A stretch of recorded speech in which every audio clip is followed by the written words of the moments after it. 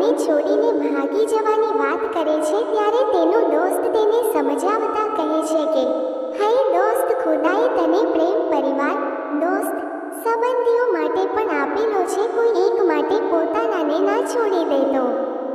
હે દોસ્ત, ખુદાએ દિલ બધાની લાગણીઓ સમજવા અને અનુભવવા આપ્યું છે, કોઈ એકને આપી પોતાનાને ભૂલી ના જતો.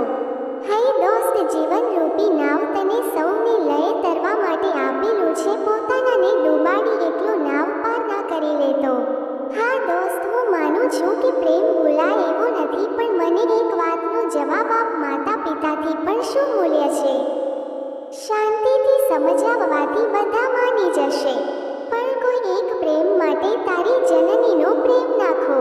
માને છે દિલથી, એમની વાતથી સૌ સુખી જ થાય છે, એવી મહોબ્બતનો શું ફાયદો? બોલ દોસ્ત કે તે પરિવાર, દોસ્ત, બધાને છોડાવી દે.